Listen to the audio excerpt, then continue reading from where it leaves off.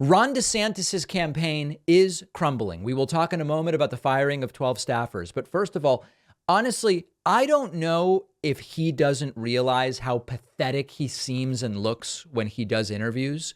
But I'm going to play a clip for you in which Ron DeSantis brags that sometimes 30 people go to his events. It's if I told you that he was doing this, you would say, David, that's so, why on earth would you brag about that?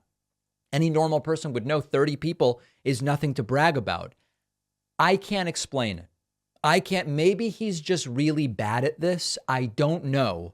But here is Ron DeSantis talking about how sometimes 30 people are going to hear him speak. Say, oh, the governor doesn't do retail campaigning. He's not going to be able to go to Iowa. And then, yesterday I'm out there doing events. We have 30, 40 people at some of these things, shaking hands, answering questions, doing all that. They're like, oh, well, he can do it. So these are predetermined narratives that they have. Yeah, there are literally a couple dozen people flocking to hear what Ron DeSantis has to say. What is going on in this guy's head that he thinks that that makes it look like he's doing something impressive or exciting or inspiring or in any way needle moving? And we'll look at the polling in a moment, by the way. You'll realize there's not much of a needle move that is taking place. Now, he was also interviewed, Ron DeSantis, on Fox News by Howard Kurtz.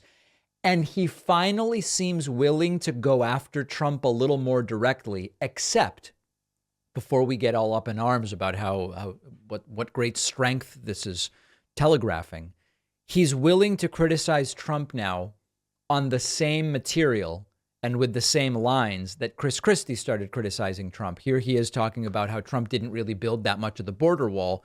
This is quite literally out of the Chris Christie playbook from the day before. More in here. Chris Christie, who was on this program a couple of weeks ago, says he's the only one who goes directly at Trump. Insult for insult, calling him a coward and so forth. And that the rest of you just dance around for fear of offending him or his supporters. Does he have a point? I don't do insults, so that is true. I think just getting in this insult game turns voters off. It's not something I want to do. Substantively, we've been very frank at our differences with respect to the former president. I mean, for example, he promised to drain the swamp. Right. It got worse. He did not drain the swamp. He promised to. So it's like that line Maria Bartiromo used on Sunday. Okay. Have Mexico pay for a border wall. They did like 50 miles of wall. And that criticism is straight from Chris Christie. He's only willing to say the things others on the right are already saying. A real profile in courage, huh? Massive, expansive still there. He said he was going to eliminate the national debt. They added almost $8 trillion to the debt. True. In 4 years. And of course, in 2020, he turned the country over to Dr. Fauci, and those lockdowns and the borrowing and printing really sent us on a bad course. I've been very, very frank at that, but I have no interest in attacking Donald Trump or any of these other candidates personally. I think we got to rise above that and let's focus on the issues. All right. Well, at least he's picking three issues there, at least generally speaking, on which he's attacking Trump, but it is not doing much for him. If we take a look at the polling, as you will see, it's one of these things where you look at the numbers and they move slowly. They really do. The green line on your screen is DeSantis. What you see, though, is that what was 31 in late January, before he even announced, has declined to the high 20s and then the mid 20s and then the low 20s and is now settling right at 20. It's not that he is necessarily falling into third, fourth, fifth, sixth place, but it's that we are now a month before the first debate. We're getting to be, 5 months before the first primaries or 6 months before the first primaries. And he's not making any progress. That's really the issue. If we pull up Iowa and you look at, actually, we don't even have Iowa numbers. We're going to look at New Hampshire in a little bit. But you look at New Hampshire, DeSantis is indeed in a second place. But in some polls, Chris Christie is now nipping at his heels. The question starts to become, how do you make progress? How do you get into a position where you could actually win this nomination?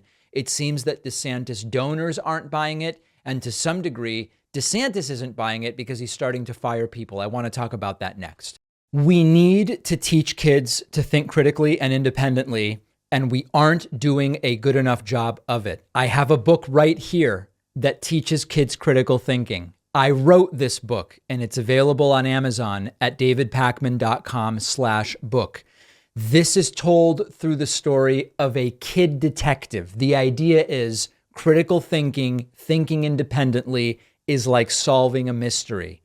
Getting clues, evaluating them, thinking through scenarios. The right knows that when kids think critically, they don't end up being Republicans when they're adults. And that's why they hate teaching kids critical thinking.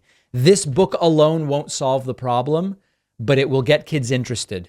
Get a copy, Kindle, paperback at davidpakman.com/book.